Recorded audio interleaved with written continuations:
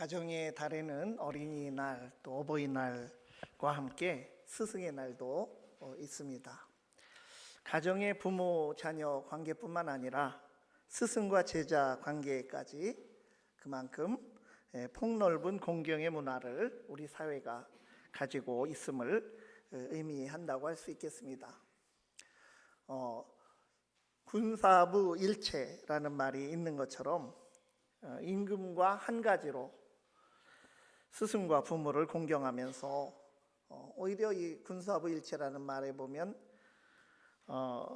스승을 아비보다도 스승을 앞에 두고 스승의 그림자도 밟지 않는 참 이런 옛말이 있을 정도로 스승에 대한 공경 문화가 우리 사회에 있습니다.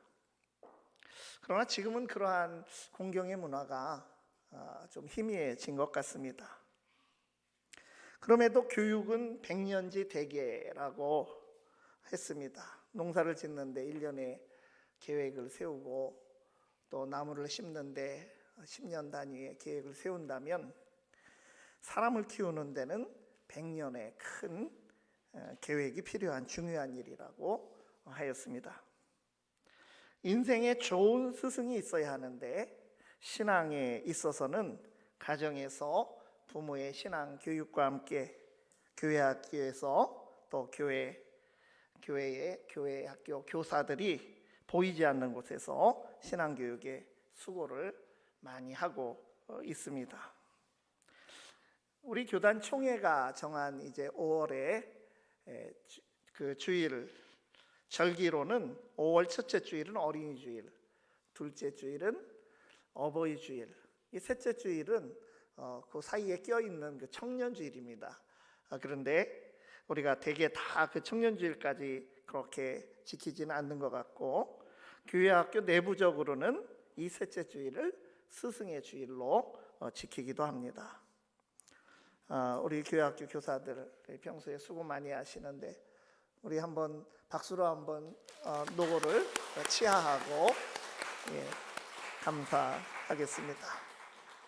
지난주는 어버이 주일 선물을 드리고 박수를 쳤는데 아무것도 안 드리고 박수 치니까 조금 미안합니다. 우리 이제 헌신 예배를 앞두고 한번 또 식사도 하시고 여름 사역을 위해서 잘 힘내서 준비하면 좋겠습니다. 오늘 본문은 예수님께서 십자가를 앞두고 제자들의 발을 씻어주신 우리가 흔히 세족식이라고 말씀하는 장면 다음에 예수님께서 하신 말씀인데 예수님께서는 방금 행하신 일의 의미를 아느냐 이렇게 첫 말씀으로 이제 이 말씀을 시작하셨습니다. 12절 말씀 보면 그들의 발을 씻으신 후에 옷을 입으시고 다시 앉아 그들에게 이르시되 내가 너희에게 행한 것을 너희가 아느냐 이렇게 물으시며 오히려 스승이신 예수님께서 섬김이 무엇인지 제자들에게 친히 보여주셨음을 말씀하십니다. 그래서 오늘 본문을 통해서 우리의 스승이신 예수님의 말씀에 그 가르침에 귀 기울여 보고자 합니다. 첫 번째로 예수님은 우리의 진정한 스승이십니다. 13절 말씀 보면 너희가 나를 선생이라 또는 주라 하니 너희 말이 옳도다 내가 그러하다. 예수님을 제자들은 또 사람들은 랍비다 선생이다 이렇게 선생님이라고 불렀습니다. 그러니까 예수님은 제자들이 믿고 따르며 인생을 맡길 주님이시며 선생이십니다. 예수님은 모든 스승 중에서 최고의 스승이십니다. 우리를 제자로 불러주신 예수님께서 우리에게 진정한 스승이며 모든 스승 중 최고의 스승이라고 우리가 말씀드릴 수 있는 이유는 예수님이야말로 그 가르치심과 삶이 일치하셨기 때문이고 우리를 구원하셔서 생명을 살리는 사명을 이루어 주셨기 때문입니다. 신약 성경의 헬라어 원문으로 보면 오늘 이 본문의 선생은 디다스칼로스라는 말을 사용했습니다. 이것은 가르치는 사람, 가르치는 이 교사라고 하는 뜻입니다. 그 복음서 이후에 나온 초대교회의 문서 중에 보면 1세기 2세기 초로 추정되는 문서 보면 디다케라는 문서도 있습니다. 이것은 교육이라고 하는, 교훈이라고 하는 뜻의 문서인데, 거기에도 예수님의 말씀, 주기도문을 비롯한 예수님의 말씀이 전해오는 것을 볼 수가 있습니다. 예수님께서 세상에 오셔서 공생애 동안 하신 일을 성경은 세 가지로 요약해서 우리에게 전해주고 있습니다. 마태복음 9장 35절, 예수께서 모든 도시와 마을에 두루 다니사 그들의 회당에서 가르치시며 천국 복음을 전파하시며 모든 병과 모든 약한 것을 고치시느니라. 그러니까 가르치시며 천국 복음을 전파하시며 모든 병과 모든 약한 것을 고쳐주셨습니다. 복음을 전파하시는 전도와 고치시는 치유와 함께 또 가르치시는 교육을 예수님께서 중점적인 기본 사역으로 하신 것입니다. 우리 제자들의 공동체인 교회도 그 교회가 할 일도 바로 이 복음 전파 사역과 치유 사역과 가르치는 사역, 이 세 가지가 기본이 되어야 할 것입니다. 예수님께서 전도자이셨고 또 치유자이셨고 또 교사였기 때문입니다. 예수님의 가르침은 권위가 있었습니다. 요즘 교사로서의 권위가 존중받지 못하는 일들이 사회에서 많이 보도되고 있지만, 예수님은 스승으로서 그분 자체로 권위가 있으셨습니다. 당대 서기관들과 율법 교사들보다 예수님은 그 랍비들보다 예수님의 특별한 점은 바로 진정한 권위 있는 가르침을 주시는 교사였다는 것입니다. 예수님께서 산상수훈의 말씀을 하신 것이 마태복음 5장에서 7장까지 기록이 되어 있는데, 이 말씀을 마치니 무리들의 반응이 다 예수님의 가르치심에 놀랐다고 했습니다. 산상수훈의 마지막 두 절을 읽겠습니다. 예수께서 이 말씀을 마치심에 무리들이 그의 가르치심에 놀라니 이는 그 가르치시는 것이 권위 있는 자와 같고 그들의 서기관들과 같지 아니함일러라. 이 산상수훈의 긴 말씀을 예수님께서 하셨을 때 율법을 정말 새롭게 해석하여 주시고 율법의 핵심을 꿰뚫으시는 깊이 있는 말씀을, 참 그 말씀 한 구절 한 구절 한마디 한마디가 얼마나 귀한 말씀을 주셨습니까? 이 청중들의 반응이, 또 많은 사람들이 입을 모아서 하는 말이 당시의 랍비들과는 달리 가르치는 것이 권위 있는 자와 같고 당시 그들 곁에서 말씀을 가르치던 서기관들과는 비교되지 않을 정도였다라고 하는 것입니다. 여기서 권위가 있었다는 말씀에서 권위를 뜻하는 헬라어를 보면 엑수시아라는 말을 썼습니다. 이 말은요, 에크라고 하는 말과 우시아라고 하는 말이 합쳐진 합성어입니다. 에크는 무엇으로부터, out of 이런 뜻이고, 우시아는 본질이라고 하는 뜻인데 이 철학에서도 자주 나옵니다. 그래서 니케아 회의에서 우리 교리를 정리할 때에 성부와 성자의 본질이 같다, 이 삼위일체 교리 설명할 때도 호모 우시아, 같은 본질, 이런 말이 나오기도 합니다. 그런데 이 엑수시아라고 하는 진정한 이 권위라고 하는 것은 본질로부터 나오는 것이다 라는 말씀입니다. 본질은 없는데 겉만 화려한 것, 이것은 정말 허세이고 허풍인데, 진정한 권위가 아닌데 이 알맹이가 없는 권위를 주장한다고 하면 그걸 보고 우리가 그냥 본질이 없으면서 권세를 누리려고 한다면 그것은 바로 권위주의적이라고 할 때 바로 그런 것을 말하는 것입니다. 본질에 충실할 때 거기서 나오는 것이 바로 권위라고 하는 의미가 어원적으로 봤을 때 이 말 속에 들어 있습니다. 예수님은 하나님 아버지와 본질이 같은 분이시므로 사람들을 감동시키는 가르침으로 탁월한 권위를 가지고 있었습니다. 아버지 하나님께서 하늘과 땅의 모든 권세를 예수님께 주셨고 세상 끝날까지 우리와 함께 하실 것이니 걱정 말고 분부한 모든 것을 가르쳐 지키게 하는 일에 집중하라고 또 예수님께서 마지막 사명을 주시며 승천하신 것이 마태복음 28장 끝절에 나와 있습니다. 하늘과 땅의 모든 권세를 내게 주셨으니 내가 너희에게 분부한 모든 것을 가르쳐 지키게 하라. 볼지어다 내가 세상 끝날까지 너희와 항상 함께 있으리라. 나에게서 나온 것이 아니라 하나님께서 주신 그 본질적인 것을 전하는 것이 참된 가르침이며 교육입니다. 교회가 그리스도인들이 하나님으로부터 받은 본질적인 것을 잘 붙들고 세상에 나가서 증거해야 교회가 신뢰를 받고 권위가 세상에서 주어지게 되는 것입니다. 그래야 교회가 세상에 잘못된 것은 잘못되었다고 교정해 줄 수 있고 바르게 하며 의로 이끌어가는 권위가 세워지게 되는 것입니다.